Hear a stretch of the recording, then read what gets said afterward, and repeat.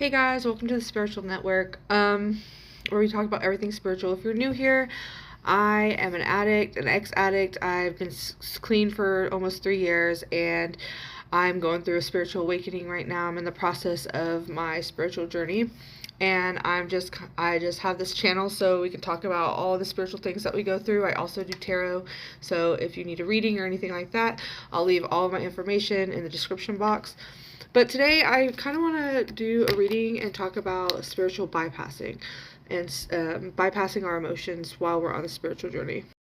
So spiritual bypassing is where you are in a consciousness level of understanding that everything is happening for you and not to you, but you get so used to things happening to help heal you that you're just like, this is part of the plan, and you don't even look into your emotions and you don't sit with your feelings.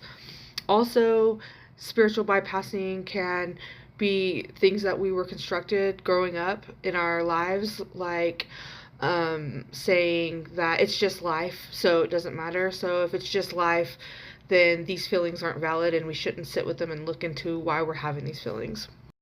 So what actually brings this up into my awareness and made me intuitively want to make this video is I have been through something very hard the last couple weeks. I didn't have anywhere to go, and so I followed my intuition, and I literally can't stay in the Salvation Army anymore because I had already been there too long, and the other Mercy House isn't opening up, and so I went to go stay down at my mom's, which was about 2 hours away from where I currently reside. So the plan was for me to go all the way to the city and wait there until my apartment got ready, because I was waiting for my paperwork to come back for me to get a low-income apartment. And I put in applications for about 3 or 4 jobs, and I was waiting to hear back from them. So and I had nowhere to go, so I just went down to my mom's to stay for a couple weeks and until my apartment was ready. And also, if you're new here, part of my path, I've been homeless. My whole path is to help the homeless. Like, even before I became homeless, I wanted to help the homeless. I wanted to help addicts because I had recently got clean, and that is what I decided that I was here to do. That was, part of my spiritual path, was to help change the consciousness level of the world by helping the homeless and by helping addicts receive care. And I wanted to open a rehab, and I have all these programs for the homeless shelters and stuff like that. So I've been homeless because I feel like God has me on that level so I can kind of see how homeless people, or how it is to be homeless, because I'm not going to be able to help people if I don't know what they're going through. So back to what I was talking about. So the fact that I've been homeless this whole time, and I'm like, okay, well, I'm finally going to get this apartment. Everything's working out great. I put in all these applications, and I went to these interviews. Now I just have to wait and see if I get the job, and I'll just go wait at my mom's because I have nowhere else to wait, and we'll, see how, something had to have come through, because I put in 4 applications, and my apartment was for low income, so how can I not be approved, right? So these jobs that I applied for were like a mental health tech and a psychiatry tech, because this is all in the field that I am in school for. I'm literally about to graduate next semester. So I'm like, okay, well, there's no way that I'm going to not get any of these jobs, because I know that I'm able to, or that I have the skills necessary for these jobs.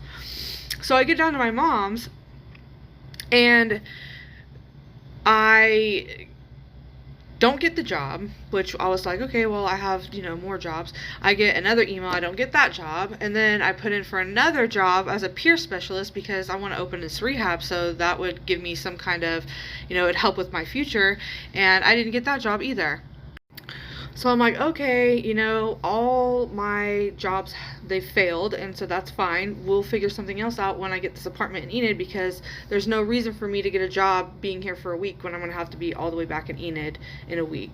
So I'll just wait. I'll put in a couple more applications, and then when I get my apartment, I can just go, like, if I have to, I'll get like a job at a fast food restaurant or something, because that's where I started. I started at McDonald's. There ain't no shame in that. I'll fucking work it.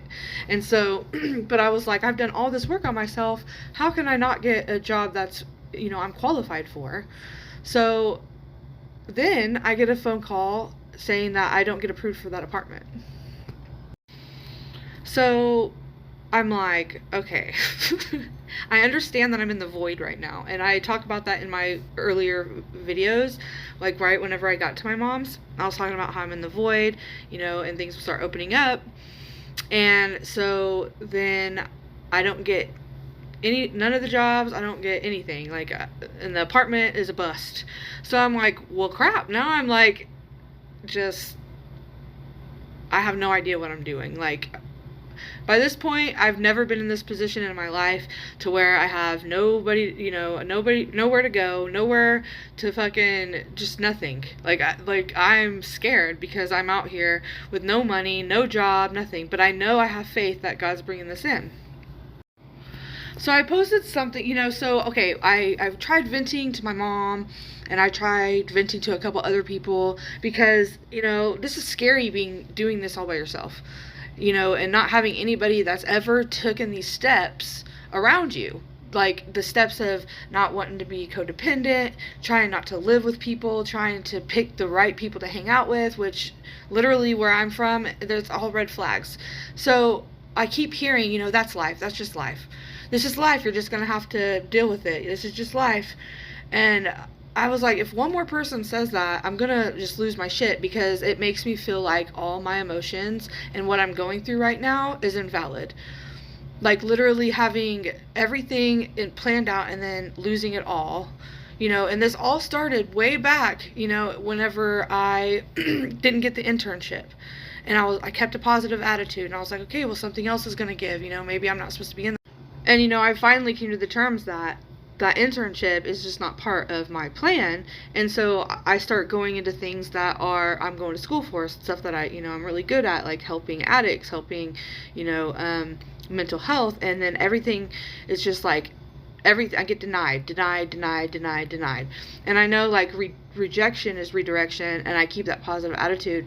But when you're doing it all by yourself, and you have everybody around you making you feel like you shouldn't be sad, this is just life. And that's whenever I was like, it's okay to be sad. Things aren't going to go the way we want them to. Things aren't going to go as planned.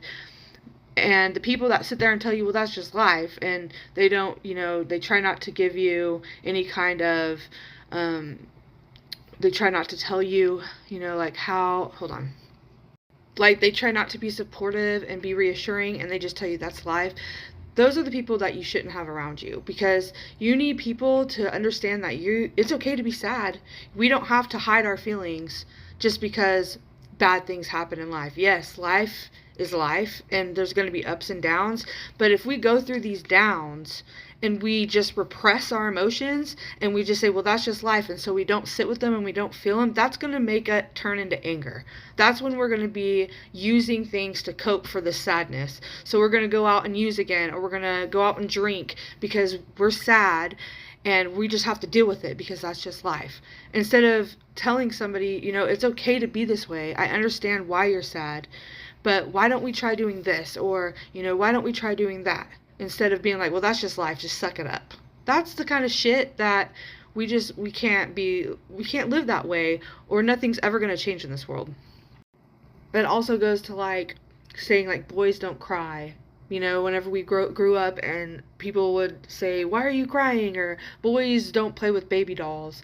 And it's like, this is something that we've been constructed our whole life to believe, but that's not true. Men have just as much nurturing inside of them and just as much emotions as women does. And it's the men that don't nurture and stuff that causes, or women too, that cause people to be hurt all the time because they've lashed out in anger, or they have mental fucking issues because they don't want to sit with their feelings, because that's just life. We just have to suck it up. And if you're in a position of helping people, or in a position of showing people how to stay clean and stuff like that, you should not sit there and tell people that it's just life, suck it up. That's the last thing you need to tell somebody, especially when you are a sponsor or in some kind of leadership role. Because life, and we are never going to be able to get people to heal and get people to help change their frequency and vibration of this earth and get out of this 3D fear, angry consciousness level if we tell people that it's just life, because life isn't supposed to be that hard. It's how the government and the outside has constructed it to be. And so telling people, man, like, I understand why you're upset. I understand, and not spiritually bypassing things and saying that it's just life, or that's just how, like, just construction of the mind is, because that's false.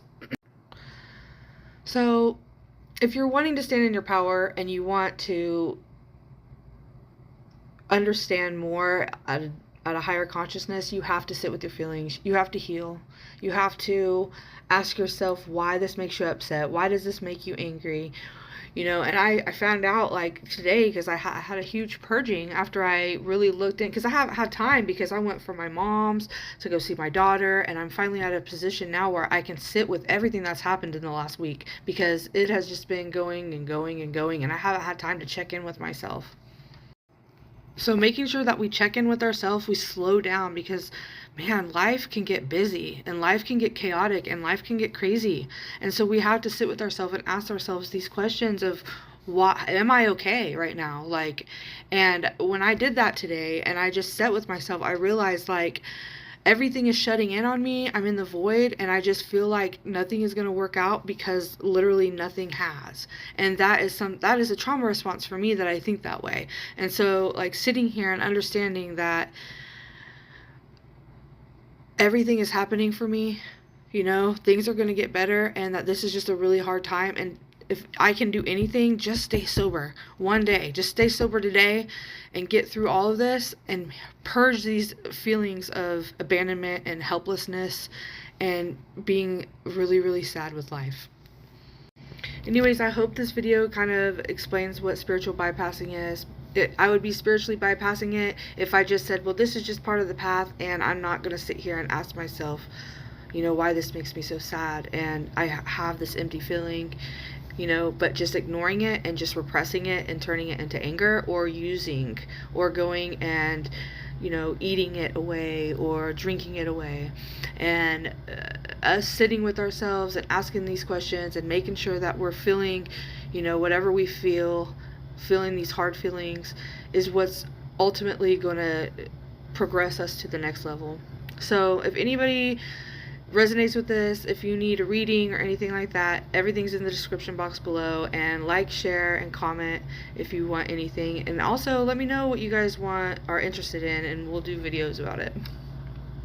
Have a good day, guys.